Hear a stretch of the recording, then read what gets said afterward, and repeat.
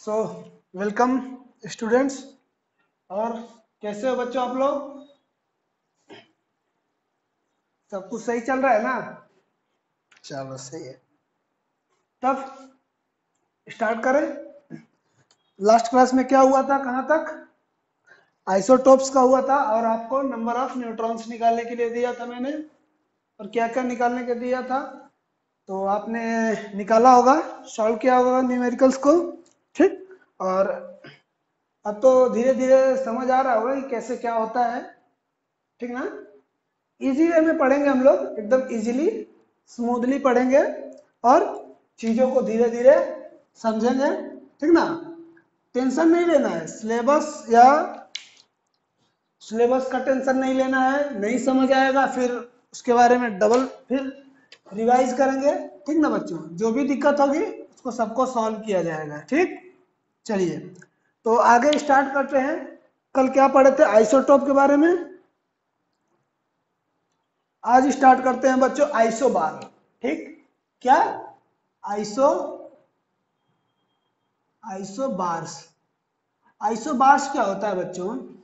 जैसे आइसोटोप में क्या होता था कि जो एटॉमिक नंबर होता था वो एटॉमिक नंबर सेम और मास नंबर डिफरेंट। ठीक, डिफरेंट होता था।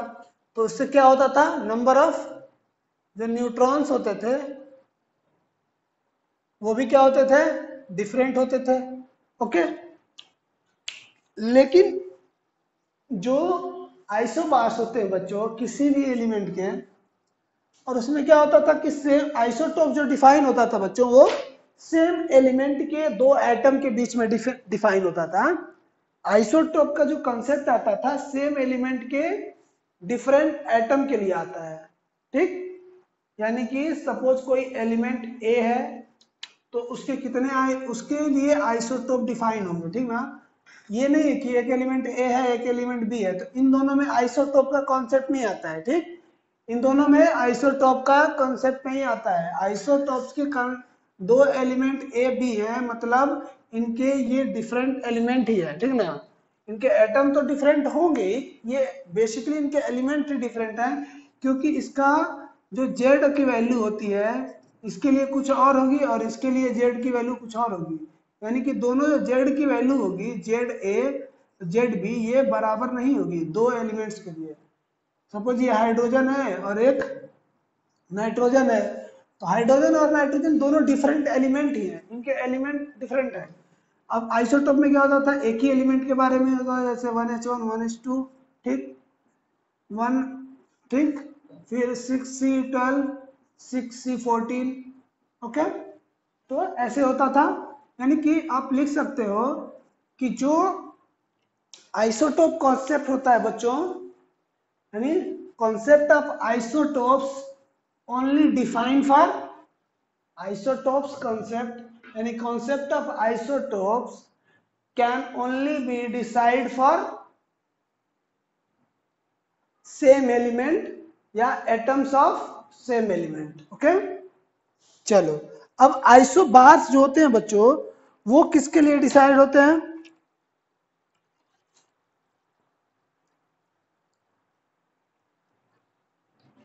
तो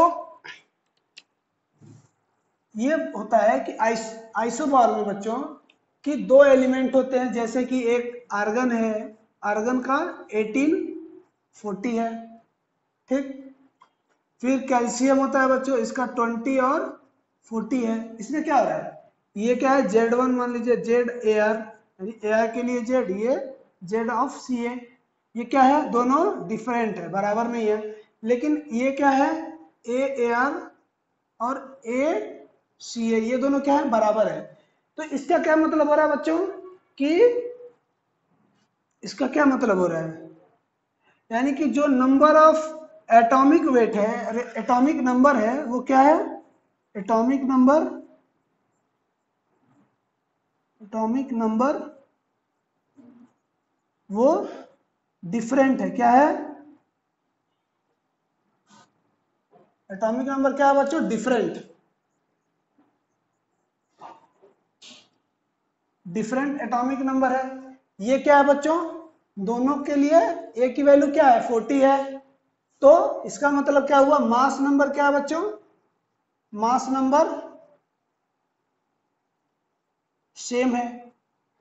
ओके, एटॉमिक नंबर डिफरेंट है बच्चों और मास नंबर सेम है। तो ऐसे जो एटम्स या एलिमेंट होते हैं उनको क्या बोलते हैं हम? आइसोबार। यानी कि दोज एलिमेंट्स, दो यानी every different elements have a different atomic number, but they may have same mass number. Okay, it means that the two different elements can have same atomic mass number या same mass number या same atomic weight or same weight number. Okay, तो लिखिए, there are atoms or element, there are atoms of element, there are atoms of different element. Okay, different elements, different elements having same mass number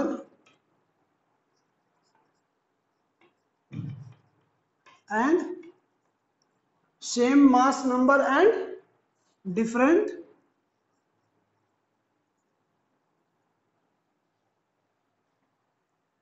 atomic number. यानी उनके atomic number different होंगे लेकिन mass number क्या होंगे? Same होंगे। अब देखिए इस केस में क्या होता है। अब ये मैं पूछूं आपसे, जैसे इसमें क्या था कि मास नंबर क्या होता था? डिफरेंट होता था, और एटॉमिक नंबर क्या होता था बच्चों? सेम होता था। तो उसमें आप नंबर ऑफ न्यूट्रॉन क्या होते थे? सेम होते थे या डिफरेंट होते थे? तो डिफरेंट होते थे, राइट। तो इस केस में क्या होगा बताइए? इस केस में क्या होगा? डिफरेंट होगा या सेम होगा? तो देखिए, जैसे कि यहां से लिखते हैं, देखिए z equal to sorry a equal to Z plus N होता है।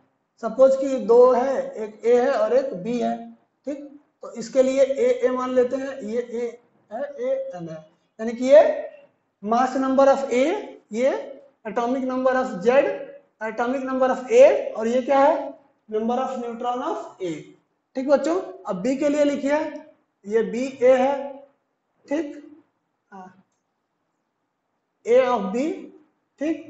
ये हो जाएगा जेड ऑफ बी, ये प्लस एन ऑफ बी। अब देखिए ये दोनों क्या है? बराबर है, सेम मास नंबर। तो इन दोनों को बराबर करिए, क्या आएगा? Z A plus N A equal to Z B plus N B. Okay, अब ये दोनों बराबर नहीं है बच्चों, ठीक। सपोज ये दोनों बराबर नहीं, सपोज इसके लिए 11 है, इसके लिए 12 है, ठीक। तो अगर आप एन ए निकालोगे, सपोज यहाँ पे 11 रखते हो, तो क्या हो जाएगा? 11 प्लस एन ए, ये 12 प्लस एन बी। तो यहाँ से एन ए और एन बी की वैल्यू क्या आएगी? N A equal to N B plus 2, N B plus 1 आ जाएगी, एन बी प्लस 1 आएगी। इसको इधर लाएंगे तो 1 हो जाएगा, 12 माइनस 11 इक्वल टू 1। तो ये आ जाएगा एन ए और एन बी, ये वैल्यू इन रिलेशन जाएगी। यानी N A not equal to क्या है बच्चों? N B. यानी इस केस में भी क्या होता है? नंबर ऑफ न्यूट्रॉन जो होते हैं क्या होते हैं बच्चों? डिफरेंट होते हैं। क्या हो रहे हैं? नंबर ऑफ न्यूट्रॉन्स क्या हो रहे हैं? डिफरेंट हो रहे हैं बच्चों। एक मिनट, इसको सही से लिख देता हूं आपको। सो समझ आया ना कि जो नंबर ऑफ न्यूट्रॉन्स होते हैं क्या होते हैं? डिफरेंट। तो आप लिख सकते हो एक नेक्स्ट पॉइंट में, the number of neutrons in isobars are different. Okay, ठीक। आइसोबार किसके लिए डिफाइन होता है? तो आइसोबार जो होता है बच्चों वो डिफाइन होता है डिफरेंट एलिमेंट्स के लिए।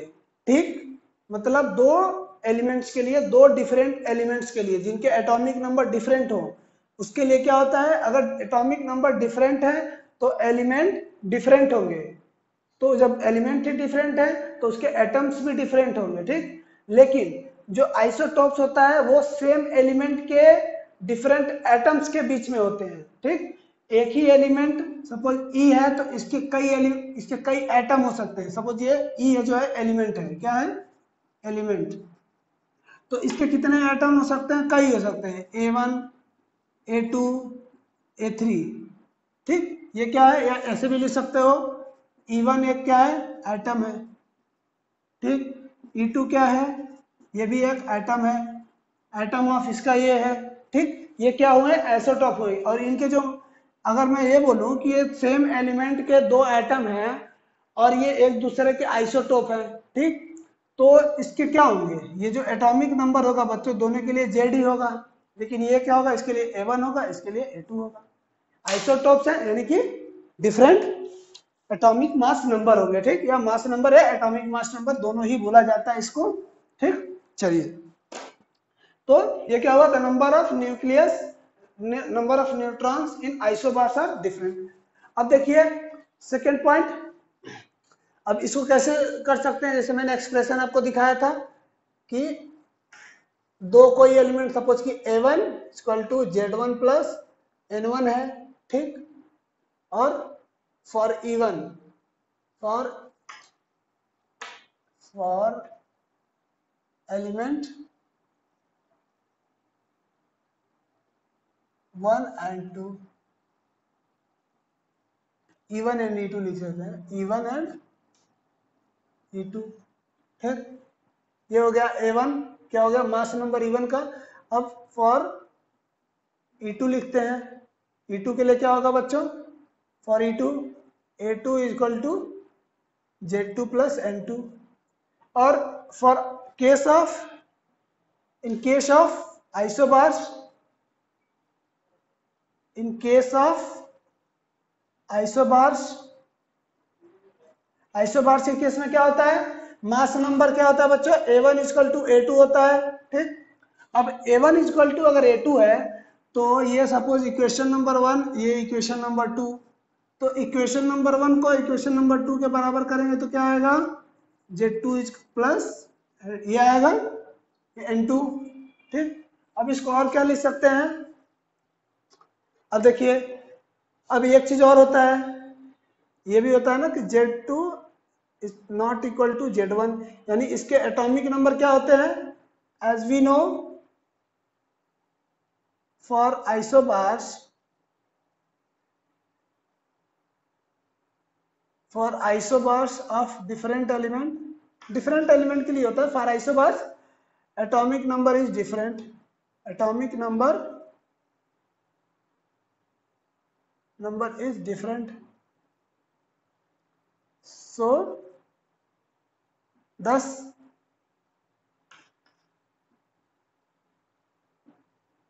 Z2 Z1 is not equal to Z2। So इसमें अगर ये इसके बराबर नहीं है तो ये भी इसके बराबर नहीं होगा। अगर सपोज ये 1 है ये 2 है, ठीक, ये 1 है ये 2 है, तो यहाँ पे क्या आ जाएगा, दोनों बराबर नहीं होंगे, एक एक, जब ये दोनों बराबर होंगे तभी ये बराबर होगा। ठीक, तो आप क्या लिख सकते हो, so N1 is not equal to N2। ये प्रूव हो गया कि जो आइसोबार्स होते हैं उनके नंबर ऑफ न्यूट्रॉन्स क्या होते हैं बच्चों, डिफरेंट होते हैं। तो इसको नोट करिए। फिर आगे हम एक नया और इंटरेस्टिंग टॉपिक स्टार्ट करेंगे बच्चों, उसको बोलते हैं हम क्या, जैसे कि आपने सुना होगा कि किसी भी एलिमेंट के क्या क्या चीजें होती हैं, या किसी भी एटम में क्या क्या चीजें होती हैं बच्चों, 3 चीजें। फंडामेंटल पार्टिकल्स कौन कौन से होते हैं, मैंने बताया था आपको, इलेक्ट्रॉन, प्रोटॉन और न्यूट्रॉन। ठीक, तो इलेक्ट्रॉन, प्रोटॉन, न्यूट्रॉन में क्या होता है बच्चों, जो प्रोटॉन होता है और जो एटम होता है उसके 2 पार्ट्स होते हैं। पहले तो ये देख लीजिए कि दो पार्ट्स होते हैं, इलेक्ट्रॉन कहाँ पाया जाता है, न्यूट्रॉन कहाँ पाया जाता है और प्रोटॉन कहाँ पाया जाता है। तो जो दो पार्ट्स होते हैं, एक तो होता है न्यूक्लियस का पार्ट, दूसरा होता है न्यूक्लियस के बाहर का पार्ट, यानी कि न्यूक्लियस के चारों तरफ का जो पार्ट होता है बच्चों वो कौन सा होता है, क्या बोलते हैं उसको,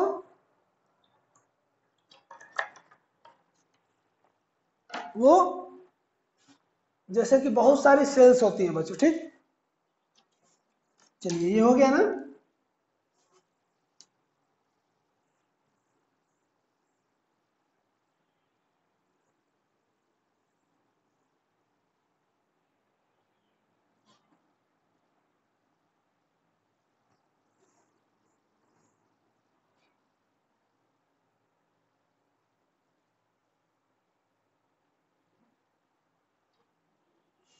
चलो बच्चों, हाँ तो मैंने क्या बोला आपको कि किसी भी एटम के दो पार्ट होते हैं, एक तो ये पार्ट होता है जिसको न्यूक्लियस बोलते हैं, इसके बाहर का जो पार्ट होता है बच्चों इसको क्या बोलते हैं, ये जो है क्या है आपका बीच में, ये न्यूक्लियस होता है बच्चों, क्या होता है, न्यूक्लियस।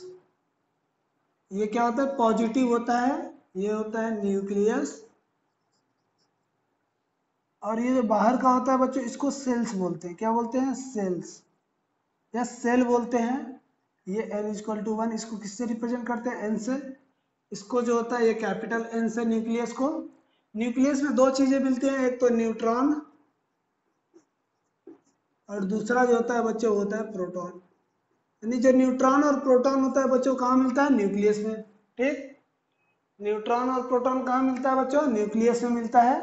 तो आप यहाँ पे इसको हटा के क्या लिख लो, यहाँ पे N लिख दो, यहाँ पे P लिख दो।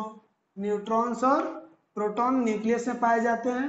प्रोटॉन पॉजिटिव होता है और न्यूट्रॉन क्या होता है, न्यूट्रल होता है। और जो इलेक्ट्रॉन होते हैं बच्चों वो इस न्यूक्लियस के चारों तरफ, ये जो सेल्स होती है ना, ये कक्षाएं होती हैं, ये क्या बोलते हैं, सर्किल होते हैं, इसमें पाए जाते हैं क्या, इलेक्ट्रॉन, इलेक्ट्रॉन, ठीक। तो डिफरेंट एलिमेंट्स के जो नंबर ऑफ इलेक्ट्रॉन होंगे बच्चों, अगर डिफरेंट एलिमेंट है तो उसमें नंबर ऑफ प्रोटॉन डिफरेंट होगा, क्योंकि उसका जो एटॉमिक नंबर होगा वो डिफरेंट होगा। अब एटॉमिक नंबर डिफरेंट है तो प्रोटॉन डिफरेंट क्यों होगा, क्योंकि atomic number he number of proton होता है, ठीक। तो प्रोटॉन अगर डिफरेंट है तो उसमें नंबर ऑफ इलेक्ट्रॉन डिफरेंट होगा, क्योंकि नंबर ऑफ इलेक्ट्रॉन किसी भी न्यूट्रल एटम में नंबर ऑफ प्रोटॉन के बराबर होता है। तो यहाँ पे क्या हो गया, इलेक्ट्रॉन आ जाते हैं बाहर में इस सेल्स में बच्चों। अब ये बहुत बार साइंटिस्ट ने ये क्या बोला, बहुत सारे ऐसे मॉडल आए जिसमें क्या बोला गया कि इलेक्ट्रॉन कहीं भी हो जाता है।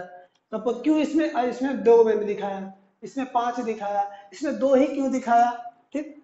तो ऐसा होता है बच्चों, इसके लिए एक सेट ऑफ मॉडल दिया गया, ठीक ना, एक मॉडल तैयार किया गया, बहुत सारे मॉडल है और उसमें से जो सबसे सुटेबल मॉडल था बच्चों उसको बोला गया नील नील बोर, एक साइंटिस्ट थे, जर्मन साइंटिस्ट नील बोर। उन्होंने और एक उनके फ्रेंड थे, असिस्टेंट, या आप बोल सकते हो कि उनके को साइंटिस्ट थे, उनका नाम था बरी, ठीक ना। नील बोर और बरी जो थे एक फ्रेंड, उन्होंने एक जो कि इलेक्ट्रॉन कैसे फिलअप होते हैं किसी भी एटम के बाहरी कक्षाओं में या बाहरी सेल्स में या बाहरी ऑर्बिट्स में, इसको और एक चीज बोलते हैं बच्चों, ऑर्बिट। इसको क्या बोलते हैं, ऑर्बिट, ठीक। सेल्स को क्या बोलते हैं, ऑर्बिट, ऑर्बिट भी बोलते हैं। तो इस ऑर्बिट्स में कैसे फिल होती है, इसी के लिए डिफरेंट रूल बन रहा है और उसी को क्या बोला गया, इलेक्ट्रॉनिक, यानी उसका एक सेटअप तैयार किया कि पहली कक्षा में ये होंगे, दूसरी में ये होंगे, तीसरी में इतने होंगे, चौथी में इतने होंगे, पांचवी में इतने होंगे, ठीक। तो उसका एक कॉन्फ़िगरेशन तैयार किया, ठीक ना। उसी को क्या बोला जाता है बच्चों, electronic configuration of atoms, okay, electronic configuration of atom. तो हेडिंग डालिए, ये बना लेना, ठीक ना, इसे याद रहेगा तो सही रहेगा। चलिए, तो नेक्स्ट हेडिंग डालेंगे आप, या अगला टॉपिक है इलेक्ट्रॉनिक कॉन्फ़िगरेशन ऑफ एटम। ये बहुत ही इंपॉर्टेंट टॉपिक है बच्चों, ये आगे भी आपको काम आएगा। Electronic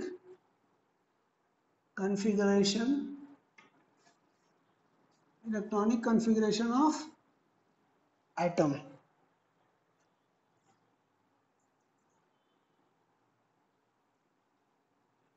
electronic configuration of the atoms.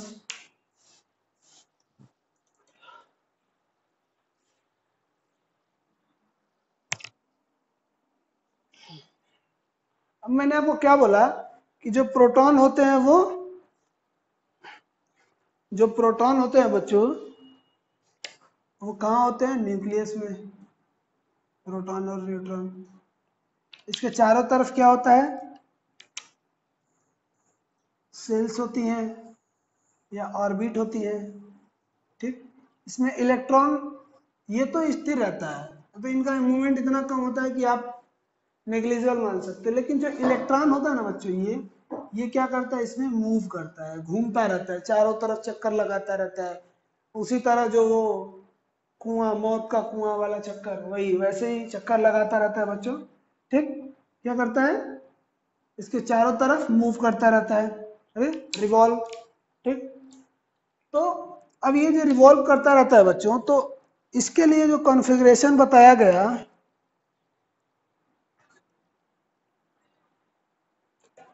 यानी कि ये बोला गया कि इसमें जो नंबर ऑफ इलेक्ट्रॉन होंगे वो कितने होंगे, इसमें नंबर ऑफ इलेक्ट्रॉन मैक्सिमम कितने भरे जा सकते हैं, इसमें नंबर ऑफ इलेक्ट्रॉन कितने भरे जाते हैं। तो बोर और बरी ने ये बोला,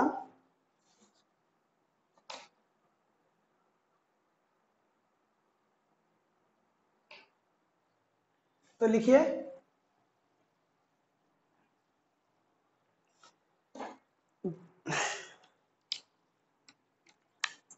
electronic configuration of electronic configuration of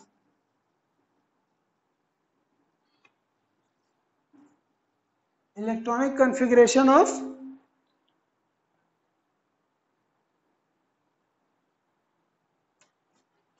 bore and, इसको बोहर भी बोलते हैं लोग, बोर एंड बरी। क्या? बोर और बरी दो साइंटिस्ट थे। ठीक, तो इसमें क्या इन्होंने बोला बच्चों कि जो मैक्सिमम, इन्होंने क्या दिया, फर्स्ट पॉइंट में लिखोगे maximum number of electron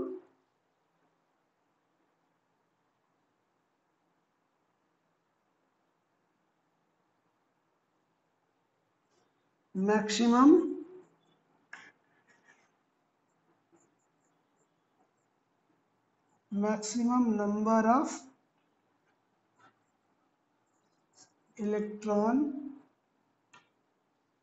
number of electron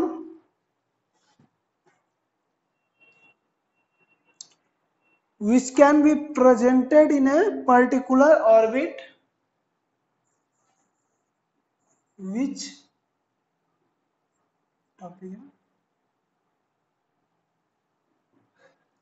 can be presented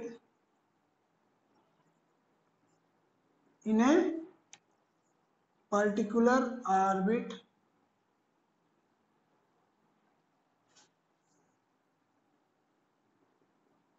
is given by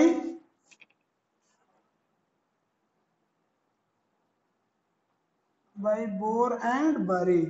bore and, इसीलिए इसका नाम क्या पड़ा?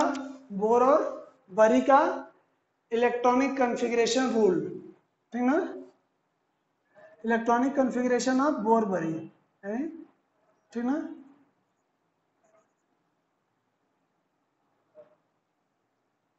ओके बच्चों, चलिए अब उन्होंने बोला क्या कि जैसे एक ये एटम है, ठीक, ये इसका न्यूक्लियस है, इसके चारों तरफ क्या है? ऑर्बिट्स हैं, और इस ऑर्बिट्स को या सेल्स को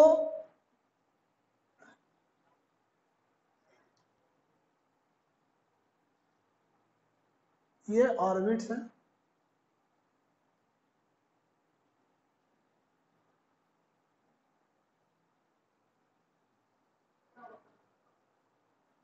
ठीक, क्या है ये N1 है, ये N2 है, ये N3 है। यानी कि जो सेल्स हैं ये बच्चों, इसको किससे रिप्रेजेंट करते हैं? सेल और ऑर्बिट को, सेल या ऑर्बिट को किससे रिप्रेजेंट करते हैं? N से। तो उन्होंने ये बोला कि किसी भी एटम या एलिमेंट में, किसी भी एटम में अगर उसके नंबर ऑफ सेल्स n है, तो उस पर्टिकुलर सेल में जो नंबर ऑफ इलेक्ट्रॉन फिल होंगे वो n स्क्वायर के बराबर होंगे। क्या होंगे? 2n स्क्वायर के बराबर होंगे, 2n स्क्वायर। तो इसमें क्या होगा? 2n1 स्क्वायर, इसमें क्या होगा? 2n2 स्क्वायर, इसमें क्या होगा? 2n3 square. अब 2n1 स्क्वायर यानी कि ये k है, ये l है, ये m है, ठीक। तो k के लिए जो n की वैल्यू होती है 1 होती है, m के लिए जो n की वैल्यू होती है वो 2 होती है, n के लिए जो l के लिए 2 होती है, m के लिए n इक्वल टू 3 होती है। तो अब 2 यानी n इक्वल टू 1 अगर रखते हैं बच्चों, तो 2n स्क्वायर के लिए क्या हो जाएगा? 2 इंटू 1 स्क्वायर, यहाँ पे क्या आ जाएगा? 2, ठीक। अब n इक्वल टू अगर 2 है तो 2 इंटू 2 का, सपोज ये n2 है, n2 square, 2 into 2 square equal to 2 into 4, कितना आ जाएगा? ये 8 हो जाएगा। यानी फर्स्ट में 2 भरोगे आप, सेकेंड में 8 भरोगे। ऐसे ही n इक्वल टू 3 के लिए क्या है? 2 इंटू n3 स्क्वायर, इसके लिए 2, n3 की वैल्यू कितनी है? n3 की वैल्यू 3 है, 3 स्क्वायर, 2 इंटू 9 इक्वल टू कितना होगा? 18। यानी कि जो फर्स्ट ऑर्बिट होगी उसमें मैक्सिमम नंबर ऑफ इलेक्ट्रॉन कितने फिल हो सकते हैं? सिर्फ 2। सेकेंड में 8 और थर्ड में 18। ऐसे आगे बढ़ोगे तो 2n के पावर 4, 2n यानी 2n के पावर स्क्वायर यानी कि 4 के पावर स्क्वायर यानी 4 इंटू 4 16 इंटू 2 32। ऐसे ही बच्चों आगे बढ़ता रहेगा। और फिर उसके आगे भी रूल है, तो फर्स्ट रूल लिखोगे आप,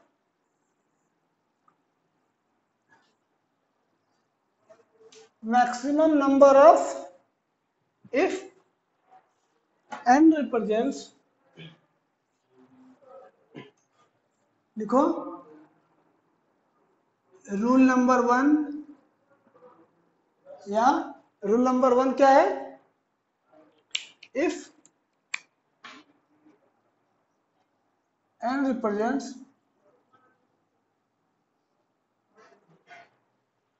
number of, if n represents, if n represents cell number,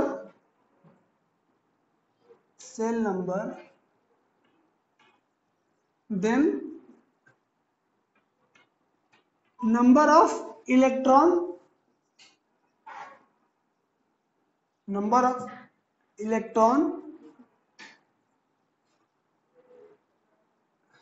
एक minute, the maximum number of electron लिखिए, the maximum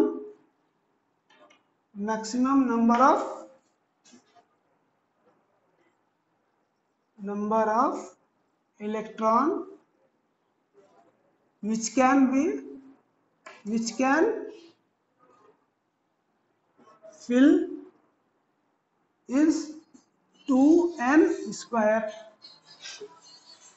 where n is क्या है? नंबर ऑफ, यानी कि सेल नंबर है किसी भी ऑर्बिट में। सपोज कि n इक्वल टू अगर 1 है, ठीक, तो एक मिनट यहाँ पे लिखते हैं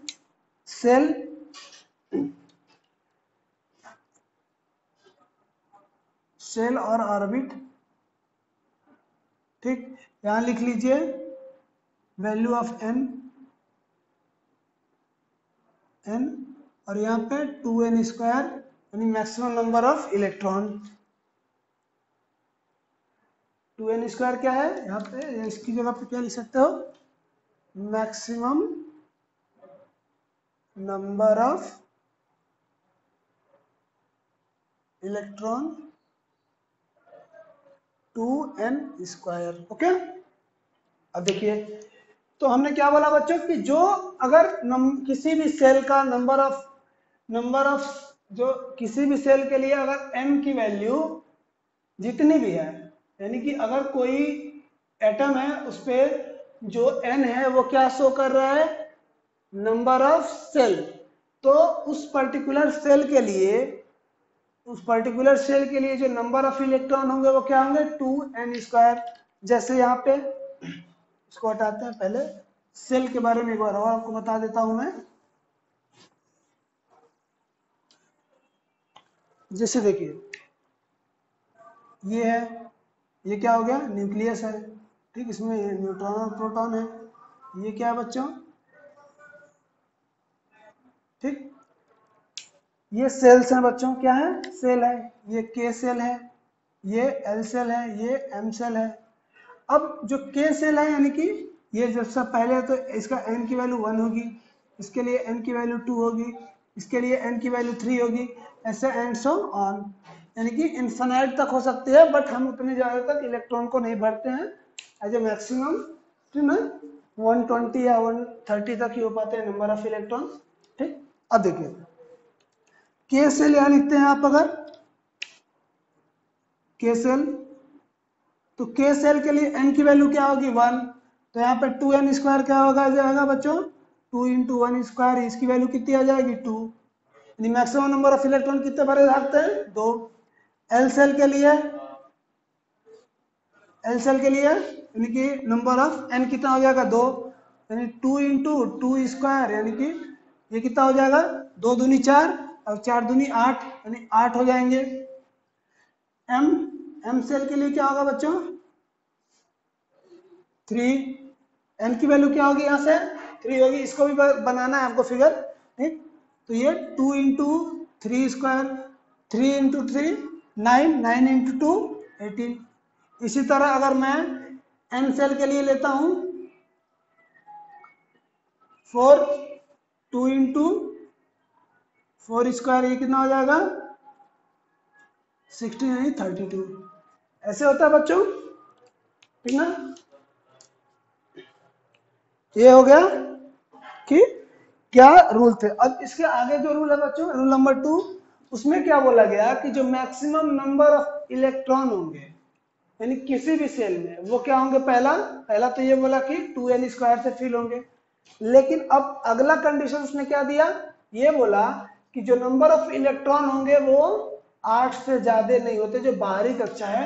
सपोज कि ये कोई ऐसा एलिमेंट है जिसपे सिर्फ और सिर्फ n तक ही सेल है, यानी n = 3 तक ही सेल है, यानी इसमें जो बाहरी कक्षा है क्या भरा जा सकता है, इसमें इस फर्स्ट रूल के हिसाब से 8 भरा जा सकता है। लेकिन उसने क्या बोल दिया है कि जो मैक्सिमम नंबर ऑफ इलेक्ट्रॉन होंगे आउटर मोस्ट सेल में, वो कितने हो सकते हैं, सिर्फ और सिर्फ 8, यानी इसमें 8, इसमें तो 8 होंगे ही, क्योंकि ये जो भरेगा तभी इसमें आएगा इलेक्ट्रॉन। अगर पहला में कंप्लीट होगा तो दूसरा में जाएगा, यानी इसमें 2 2n² से भर जाएंगे तो फिर अगले में जाएगा, अब इसमें 2n² से भर जाएंगे तो उसके अगले में जाएगा, फिर अब इसमें 8 रहेंगे, अब ये जब भर जाएगा 2n² से तो फिर उसके अगले में जाएगा। तो ऐसे आगे भी रूल्स हैं जिसको हम अभी नेक्स्ट क्लास में देखेंगे, ठीक बच्चों।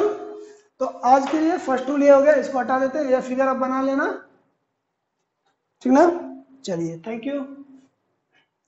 इसको नोट करना है तो नोट कर लीजिए अच्छे से, ठीक, और डेली बाय डेली जो चीजें है ना उसको रिवाइज करोगे तो क्या होगी, ताजा रहेगी। जब मैं क्लास लेने आऊंगा पीछे की चीजें रिवाइज होंगी तो उससे क्या होगा कि आगे की तभी समझ आएंगी। जब पीछे आपको नहीं समझ आया है, आप नहीं समझ आ भी गया, अगर आप रिवाइज नहीं करोगे ना बच्चों तो 1 से 2 दिन नहीं चलेगी, फिर वो क्या होगा, भूल जाओगे, फिर बोलोगे समझ नहीं आ रहा। तो चीजों को daily by daily timely revise किया करो, ठीक ना। चलो ठीक।